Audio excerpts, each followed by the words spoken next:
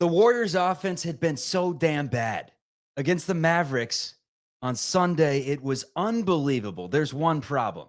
The Dallas Mavericks were even better in an NBA record-setting three-point shooting night at Chase Center. It was entertaining, but it was another loss.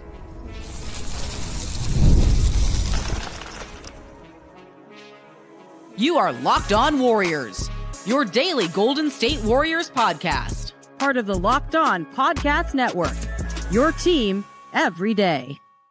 What is the good word, everyone? The Golden State Warriors sure did pick a bad day to score the basketball. They fall to the Dallas Mavericks 143-133 in a good old-fashioned track meet at Chase Center. The only issue is the 143 belonged to the Dallas Mavericks. This is Locked On Warriors.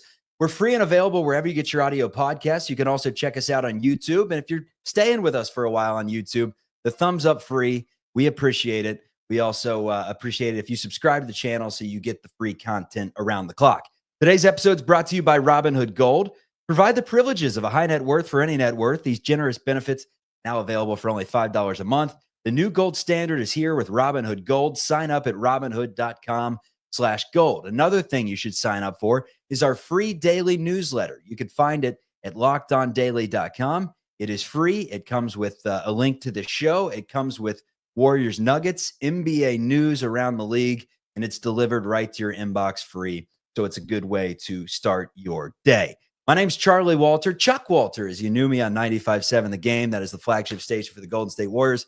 Also covered the team in their NBA championship run for CBS News Bay Area, which is KPIX. And I saw a lot of very nice shooting performances from that Warriors team that was essentially this team add in Klay Thompson and Jordan Poole, two guys that could light it up from three. Speaking of Klay Thompson, he lit it up for a season high 29, his Dallas Mavericks career high. We'll get into all this, but we have to start off with the fact that the Warriors picked a brutal day to tie a franchise record with 27 three-pointers. How the hell do you lose a basketball game when you have 27 three-pointers? Well, it's when the Dallas Mavericks hit 21 of their own, and they have Luka Doncic, who scores 41 points with 5 minutes to go in the third quarter. Only finished with 45. 45 doesn't sound as good. But let's just put it this way. He had 41 points with 5 minutes to go in the second quarter. The team as a whole, the Mavericks, hit that mark that the Rockets won with the other day of 91 points. They hit that with 10 minutes to go in the third quarter. And you say, well, the defense must have been horrible, right? It wasn't great. And this is a top five defensive team that plays hard. I think a lot of it just had to do with the Mavericks neutralizing everything the Warriors threw at them. They were hitting shots. The Warriors then start to double, and the Mavericks beat the double and find wide open layups and wide open dunkers down low. It was tough stuff, man. It was tough stuff. Toughest part about it is that the Warriors had been 27th in offense over the last 9 games. Today was a bad day to have a great offensive performance, to say the least. This would have turned into the Cleveland game, like a 40-point loss, if it wasn't for the Warriors' offensive heroics. To make this, quite frankly, a very exciting game, if you like basketball, unless you were on the under, then that's a tough night for you, to say the least. That thing was over 5 minutes into the third quarter. But man, Warriors with and the Mavericks, I guess, combined for 33s in the first half. The Warriors set a franchise record 18 threes in the first half. Draymond Green had 4 of them in the first half. I told you 48 threes combined in the game, an NBA record. It was 44 was the previous NBA record. So this thing was shattered. The difference in the game was Dallas's start, quite frankly. The Warriors went down by 19 early. By the time some fans used the John, got their popcorn and, their food, got their crab sandwiches. By the time they did that, this thing was what we thought already over. But it's a testament to the Warriors' resiliency to climb back into this thing when the Mavericks literally could not miss. And this was the type of game, especially with a team that has as much firepower as the Mavericks, that when you got off to that anemic, and it wasn't an anemic start offensively. It was just the Mavericks got off to an incredible start, 9 for 9 from the floor. They were unconscious. And you kind of knew that Golden State was going to have their hands tied up trying to come back in this ball game. They did everything they possibly could. That's the good news is offensively, I mean, they went out and just picked up Dennis Schroder because they needed some more offense. Today, it was not the offense that was the issue. We'll get into some more of that. But it was a track meet at Chase Center. You can't get a stop. You can't get a win. It's basketball 101. And the Warriors had no stops for the Mavericks. Actually, late in the game, they got a few stops. They had some chances. Steph Curry had some chances to cut this game down to 3. Did it turn into a little bit of hero ball? That's for the fans to decide. Kuminga was playing well. Wiggins was playing really well. Draymond was playing well. Lindy Waters played well. Buddy had his moments. Like offensively, that wasn't the issue. They didn't need to go iso ball and find Curry for 32-footers, but that's how they win a lot of games. He's the GOAT. Rightfully so. They go that way, some would say. But he was forcing up some deep threes late in the game, and it seemed like once again down the stretch, it was, hey, let's get Curry to bail us out, even though the offense had looked great the entire game. But it was a fun game to watch.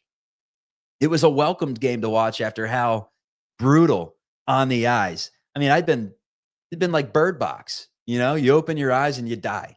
That's how bad some of these basketball games have been down the stretch for the Golden State Warriors, where they just could not score. Today, it was bucket after bucket. It felt like the NBA All-Star game at some points, to where there'd be just a backdoor cutter, would lay it up and in, no one even close, 30-foot pass up ahead in the open floor, and then bam, Najee Marshall knocks down a 3, or whoever, Quentin Grimes knocks down a 3.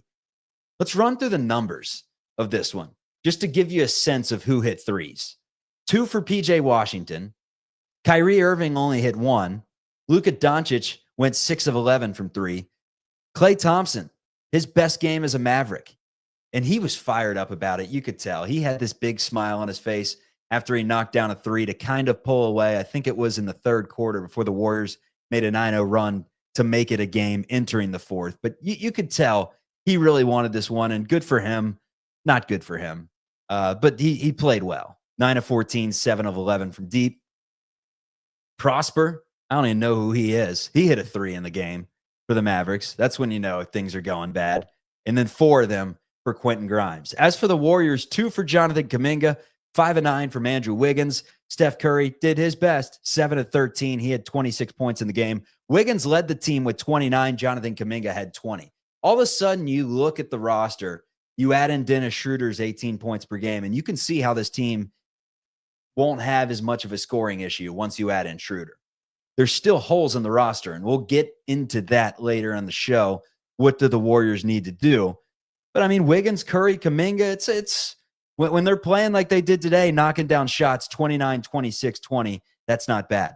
Draymond Green, 21 points. He had 5 3-pointers in the game, a very rare instance, because the Warriors win about 95% of their games when Draymond hits more than 3 threes. He hit 5 triples in the game, and the Dubs still lose. Lindy Waters had 4 threes in the game for 12 points, and Buddy Hield had 3 threes in the game, all of them in like a 2-minute stretch in the first half. And that brings the final score to 143-133. Pace was absurd, but no quit in the Warriors. I guess that's the one positive takeaway you can take from a game that felt like it was over before this thing really got started. They made it a game, but when it came down to it, just not enough. I don't want to say not enough firepower, not enough stops to get it done. The stock answer is not enough firepower. Plenty of firepower today, not enough stops. Coming up, let's talk all things Dennis Schroder. We'll get into a little more of this game, but all things Dennis Schroder as he heads to the Bay Area on Tuesday, his first game on Thursday. What's he bring to the table? How does Steve Kerr feel about this edition? That's coming up. So let's tell you about our friends over at Robinhood. Here's what you need to know about Robinhood, everyone. It's good stuff. I use it for all the stocks. And with Robinhood Gold, you don't need a silver spoon to set up the financial favors of the 1%. Robinhood Gold allows others to get the rates and the perks usually reserved for the high society. Now the resourceful individuals with Robinhood Gold can earn the very liberal rate of 4.25% APY on your uninvested cash, and you could be rewarded with a handsome 3% retirement boost on IRA account contributions. Robinhood Gold provides the privileges of high net worth for any net worth. These generous benefits are now available for only $5 a month. The new gold standard is here with Robinhood Gold. Sign up at Robinhood.com/gold. Terms apply. For product-specific disclosures, visit Robinhood.com/gold. Investing involves risk. Rate may change. Gold membership is offered by Robinhood Gold, LLC. It's also a good time to tell you about BetterHelp. It's a cozy time of the year. Even if you're in the warm parts of the Bay Area where it doesn't even get chilly in the winter and you are feeling nice and mild compared to the rest of the world, there's something cozy. A little hot chocolate, a little fake snow on the ground, whatever it may be. It's a good way to spend the month of December, and therapy is a good way to bring yourself some comfort that never goes away. So give BetterHelp a try. If you're thinking of starting therapy, it's entirely online. It's designed to be convenient, flexible, and suited to your schedule. You fill out a brief questionnaire, you'll get matched with a licensed therapist, and you can switch therapists at any time for no additional charge. Find comfort this December with BetterHelp. Visit BetterHelp.com/LockedOnNBA to get 10% off your first month. That's BetterHelp, HELP.com/LockedOnNBA. All right. So the Golden State Warriors shoot it well. And what was the final numbers? 47% from the floor. They got up 103 shots. That's easy to do with the pace they played today, despite turning it over 10 times. 103 shots in a basketball game is absurd. The Mavericks only put up 87 in the game. Think about that. 103 shots to 87, and the Mavericks win it. The difference is, the Mavericks hit 52 compared to the Warriors 49. Warriors hit more threes, 27 of 54, good for 50%. Warriors have to be the first team in NBA history, and granted, 27 is literally an NBA record, ties an NBA record. So no other team has hit 50% on 27 made threes and lost a game. The Golden State Warriors stand alone in the NBA history books. Take that one to the water cooler tomorrow. Mavericks on the other side shot at 51% from three, 21 of 41, but the Mavericks 60% from the floor. The difference was early. Mavericks had good looks, and when they didn't have good looks, they hit them. You got to at some point give the pat on the back to Dallas and Luka Doncic, who was 16 of 23 from the floor. And then Klay had a Klay day. We've seen it many times. When he gets hot, he's tough to stop. And he was hot in this one, to say the least. Let's talk some Dennis Schroder. First of all, let's talk about what Dennis Schroder brings to the Golden State Warriors. That is 18 points per game. It's 7 assists. It's a good two-way player. He can defend and makes the Warriors' defense better from the get-go. What he also brings to the team is a high IQ basketball player. Did I mention 7 assists? He can swing it a little bit, helps in the pick-and-roll offense. It sounds like Steve Kerr is trying to change up the offense a little, maybe a little less motion, a little more pick and roll, getting Curry, Kuminga, and now Schroder involved in some of those pick and roll situations. Here's what Kerr said about Dennis Schroder, who, by the way, is an international superstar, a 2023 FIBA World Cup MVP for Germany. He was the 2024, so this past summer's flag bearer for Germany at the Olympics. That's when you know you are a stud, when you're the flag bearer for your country. And it didn't take anything at all to get him. The current team is still intact, minus an injured DeAnthony Melton, who is out for the season. His contract is flipped to Brooklyn. Also, Reese Beekman is sent that way. 3 second-round picks, and then you returned a second-round pick as well in the trade. So I guess 2 second-rounders, DeAnthony Melton, and Reese Beekman is what it took to bring Dennis the Menace. And that is the only way you can describe him, because he is a pesky type of player. Here's what Kerr said about him. I'm thrilled. I told Dennis today he's kicked my ass on 3 different continents. And that's, so I'm, you can't beat him, join him. But, 22 playoffs, I thought he was brilliant against us with the Lakers. Watching him in FIBA, the last 2 summers, the Philippines, and then, we played them in London in an exhibition game. He's a gamer. He's a competitor, pick and roll player, two-way player. So, losing Melt was huge loss. And by the way, I want to say thanks to DeAnthony and Reese Beekman for everything, their contributions, their commitment, their effort. It's always hard to trade guys, and we wish them both well. And but you got to do what you got to do to get better. And this was a move that we felt like made perfect sense. And so he will fill what Melt was doing for us in terms of being able to play on or off the ball, excellent defender, long wingspan. He's a steals guy, forced turnovers, pace, everything that we need. We feel like he can. All right, so everything you need, and then some, and not and then some, and then the Warriors need some. We're getting into that in just a bit, how it's evaluating time.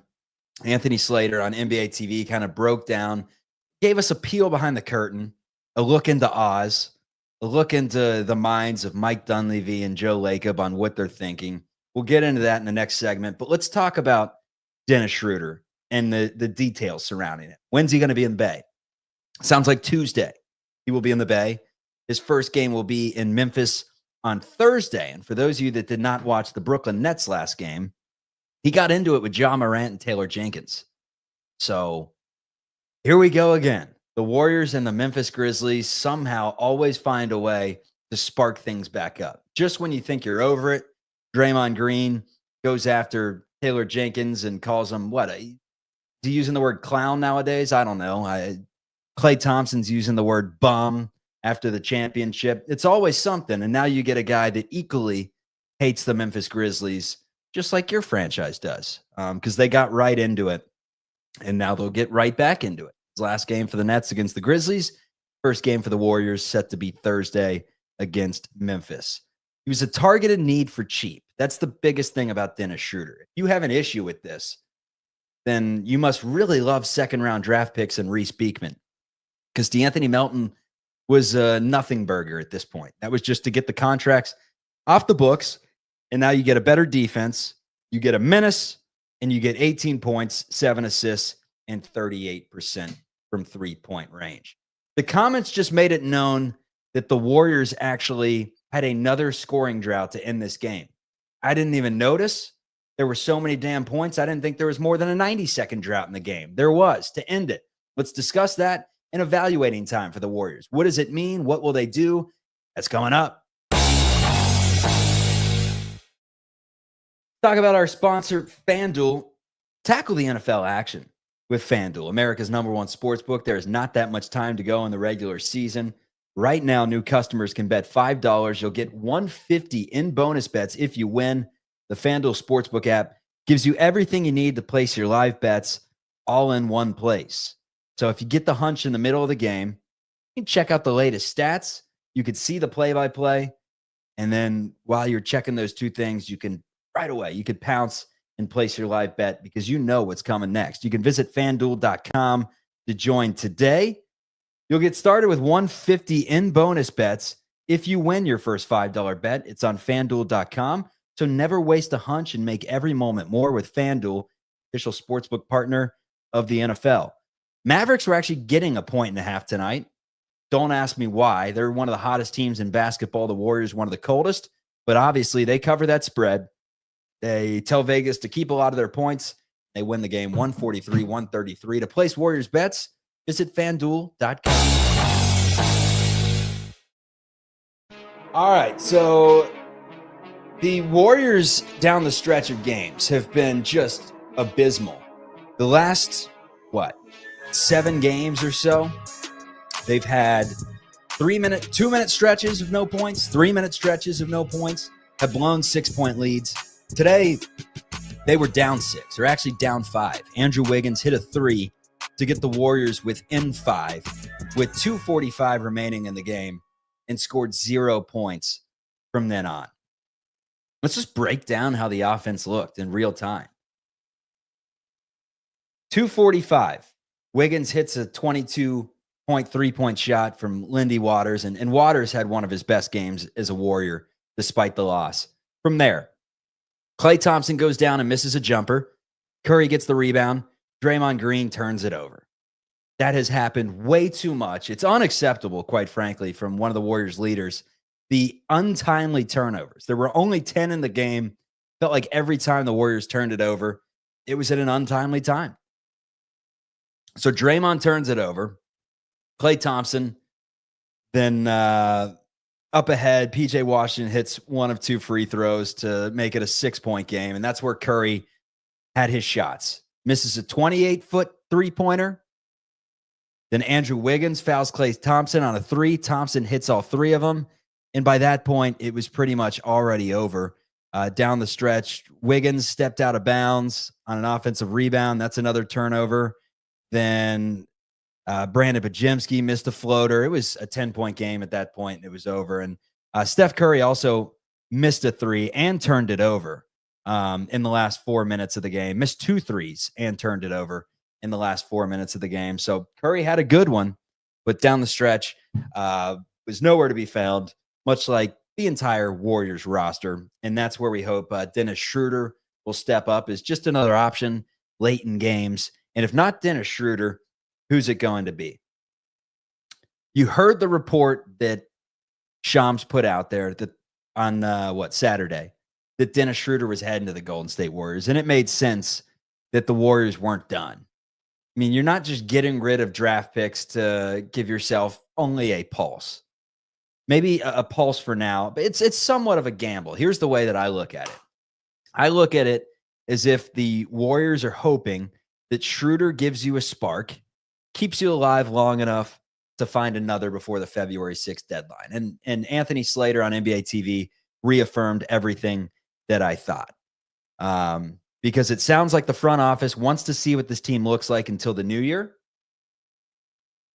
And then when the new year comes about, if the Warriors are in contention, and even if they're not, and they're needing to get back into play, maybe they make that move. But what Dennis Schroder is 100% a rental. I'd have to look up bird rights and everything like that to see if he's unrestricted or restricted. Chat, you can help me out with that in real time. I appreciate the producers behind the scenes, the unpaid interns. I always appreciate the everydayers and the Raccoon Squad. If you made it this long, it's the Dallas Mavericks Locked On fans that Nick Angstead, the NBA Locked On NBA channel manager, is for sure sending to us. If you made it this long, good to see you. You guys played great. Not good to see you, but you guys played great today, to say the least. Offense was electric. But yeah, I mean, what are you going to do right now if you're the front office? Who would you target? A lot of things can change. It's been the same names for like 3 months. It's Brandon Ingram. The only way that's going to happen is if you get rid of Wiggins. You're probably going to have to get rid of picks, blue chips. And who's next on the roulette wheel? Zach LaVine? Zach LaVine makes a lot of money.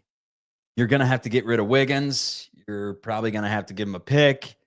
Does help you scoring the basketball, but that's what you just brought in Dennis Schroder to help out with. And you scored at 133 points in the game today, and you saw that this team at their best can at least put the ball in the bucket. That's now twice this year that they've tied an NBA record for three-pointers, the other being in a preseason game against Sacramento. But the Warriors have a top 5 defense. They've got a solid defense. They need a consistent offense, seemingly at this point. And to most, they need a big. Unfortunately, bigs don't grow on trees. I mentioned the name Miles Turner. I've brought it up with some Indiana fans, and they said, why would we trade Miles Turner? I'm like, he's on an expiring deal. He's not your guy. They're like, he may be our guy. Think about it. We traded Sabonis for Halliburton. Clearly, Miles Turner is on the agenda for Indiana. Vucevic is a name that's been brought up for the Chicago Bulls. A turnstile on defense. He doesn't really help you there. He could score the ball, though. The splits are incredible. He's averaging 20 a night. All of a sudden, you start adding in pieces like that, who by the way, is attainable. You don't need to give up the farm to match salaries with Vucevic, a little bit cheaper. Jimmy Butler is actually the name that Slater brought up today on the pregame show, saying that he's still in the mix. He's still in the mix to head to the Golden State Warriors. That would involve Andrew Wiggins, could potentially involve Jonathan Kuminga. If not, it's going to involve Wiggins. It's going to involve one of those mid-level players that you have probably on an expiring contract, and it will also involve draft picks. You just gave up seconds. Are you willing to give up your first? Does Jimmy Butler and Dennis Schroder fix all your problems and make you an NBA champion? And not a surefire, because it's not easy to win in this league. But you got to be a contender if you're making some crazy move. And with Jimmy, you may have to extend him, right? Like, that's one of the things that has been brought up with Jimmy Butler and why he's kind of fallen out with Miami is he wants some money. 36 years old, and he wants a big-time extension. Warriors just did it with Steph Curry. They will end up potentially bring in Jimmy Butler for the same. I say no. I say first things first, you wait in the weeds, you wait to pounce, like I've been saying all season. They do their first pounce. They go out and get Dennis Schroder. That at least gives you a pulse. It gives you a chance to evaluate, see how you're looking. And then from there, who gets disgruntled? Who's on the market? Who's open for business? You know, there's some bad teams that are looking to free up some of these deals, probably some names we haven't even heard yet. But it's going to be interesting to see if there's anyone that does make sense. Bigs out there that I haven't mentioned, Jakob Poeltl. Will the Raptors be willing to give up any of their players? That's an interesting team to look at because they have like 4 guys on 3-year deals with contracts that technically you could bring into play and make it work. I just don't think that Toronto's open for business right now. I haven't heard anything about it. They're the crappiest team in NBA history not to be open for a fire sale, so I don't know. It was reported that the Warriors inquired about Cam Johnson, and it sounds like that move is not happening. They decided to go with the safe play in Dennis Schroder, a.k.a. the play that was a targeted need for cheap. So that's what we're looking for the rest of the way. Moses Moody. We got some Moses Moody stinks banter going right now on the chat. Moses Moody's hurt right now.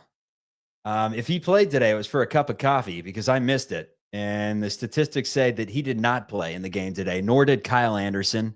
Brandon Bajemski only played 16 minutes, which is a far cry from the 30 that he had been playing as of recent. The reason he didn't play as many is because Lindy Waters took his minutes and looked good with his 12 points in the game today.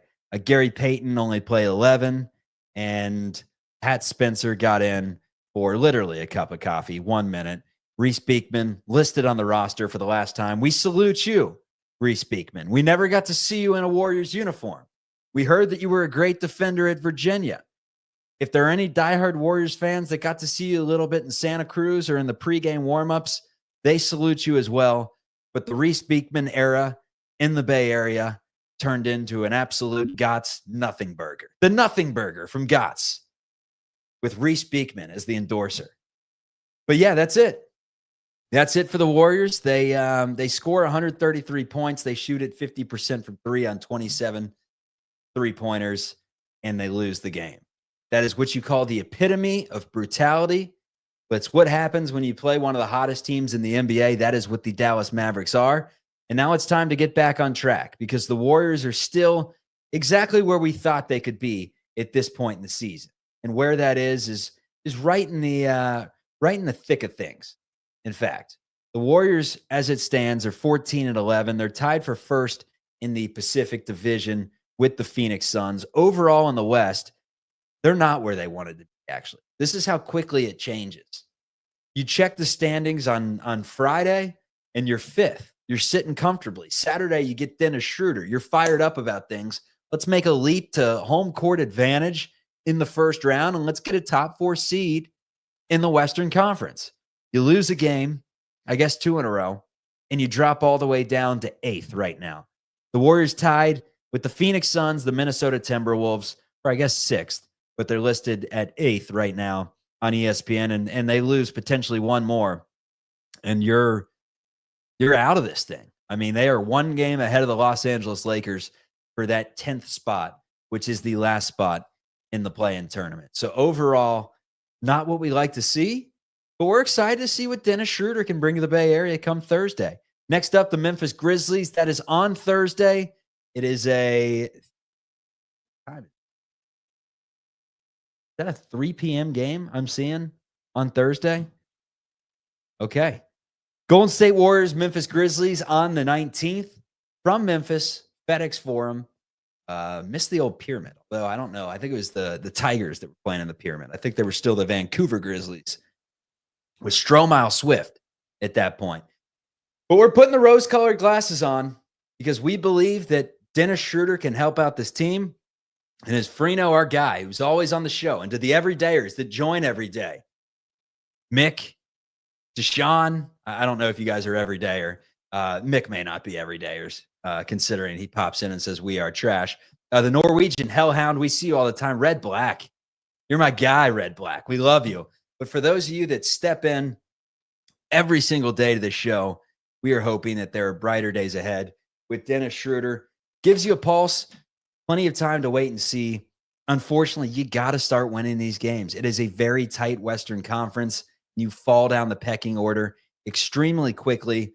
So let's see what the Warriors can do. It was not an offensive struggle today. It was a defensive struggle until it was an offensive struggle in the final 2 minutes and 45 seconds of the game. Beat Memphis, get back on track. I don't know what else to tell you, everyone. Hope you had fun watching the game because it was at least entertaining.